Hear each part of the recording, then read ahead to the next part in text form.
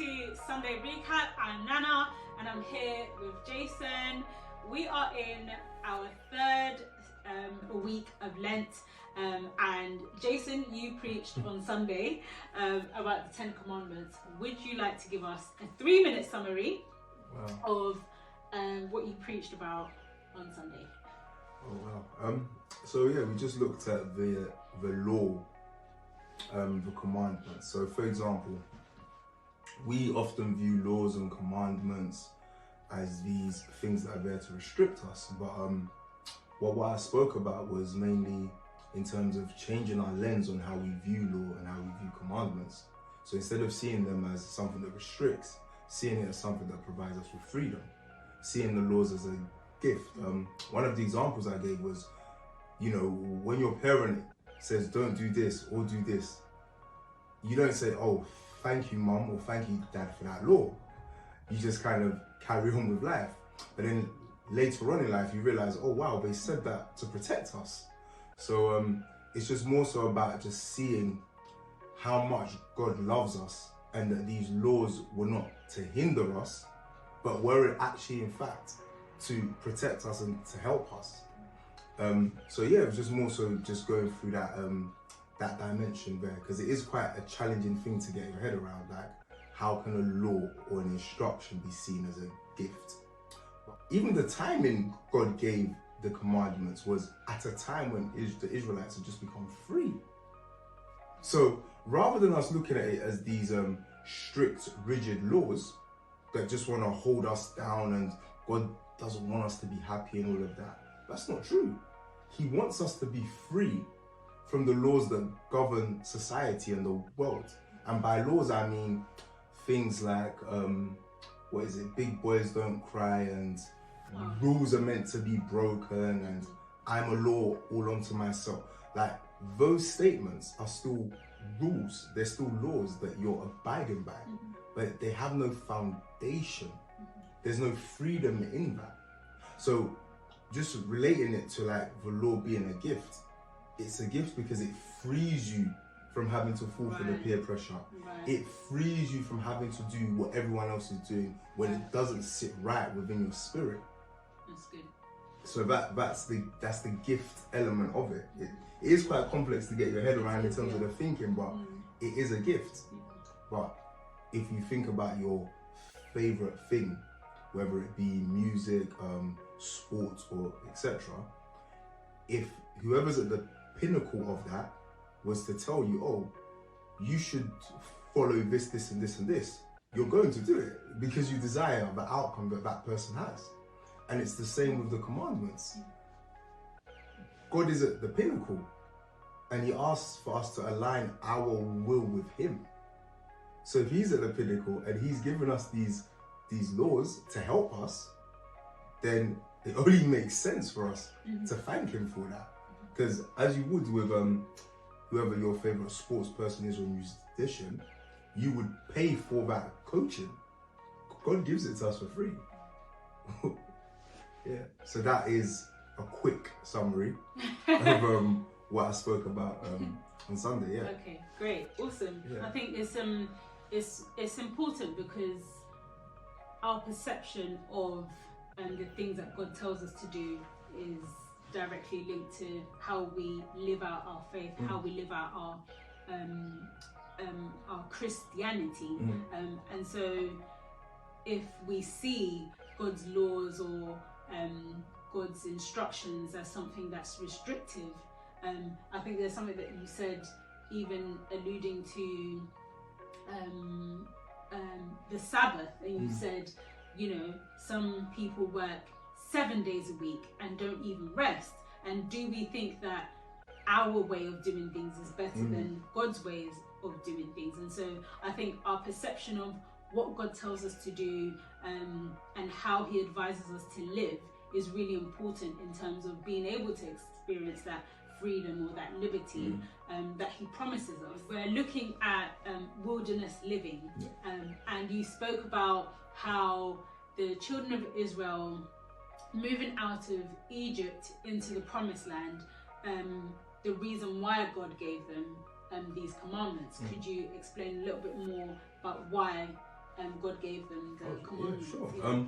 So God gave the Israelites those commandments so they could live distinctively from the Egyptians. It was to free them from slavery.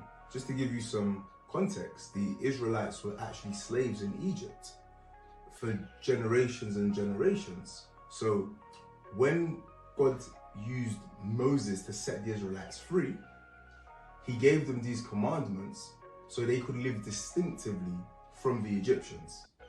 So it was basically just to set them free and to just change their whole mentality, because you've been a slave for generations and generations. Just because you move environment doesn't now mean you no longer have a slavery mentality, which the Israelites exhibited at different times during Exodus, during the story of Exodus. It was ultimately just to free them from the slavery mentality that they had obtained while being slaves in Egypt. You spoke about one of the laws, which was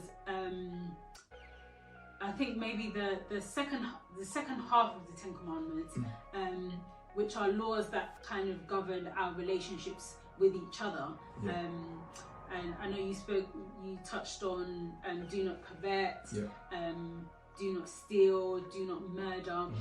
So whilst these laws are, kind of Old Testament, but there's still laws that I suppose we still abide by now, just as Christians. So just taking the Ten Commandments has a basic kind of guideline to how we should live. How can we practically implement do not steal or do not covet in our kind of daily living? That's an excellent question. When we think about stealing, for example, it's not limited to just going somewhere and taking a physical item. So the example I used in the sermon actually was in your workplace, for example. A practical way to live distinctively by following that commandment to not steal is, when all your workmates are slipping off early here to beat the rush hour traffic or to pick up their kids from school, whatever the reason may be, let them go and you stay. Because every time you leave work early, you're actually stealing time from your employer. So you're in a contract, you're contracted to work this number of hours a day, they're contracted to pay you this amount. So you've signed that contract. So you're taking the contracted money, but you're not giving your employer the contracted hours. Right. So effectively, you're stealing time. Yeah, that's an interesting way of putting it. Yeah. So even though it may not be the physical act of taking a tangible item, you're still taking something that has been agreed. So that's a practical way of living distinctively, or an example of being distinctive within a workplace environment. Yeah, that's really good. That's really good. Thanks for that example.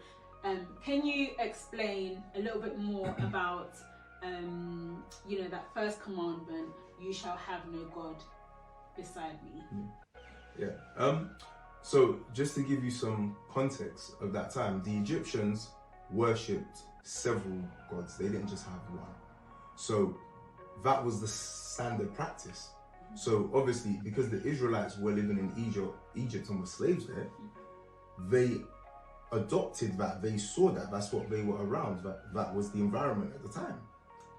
So when God told them in the commandments, firstly, just worship me, no one else. To us now, it seems very simple and straightforward. But back in those times, it was an alien thought, what? Just one God? Oh no, okay, how about three?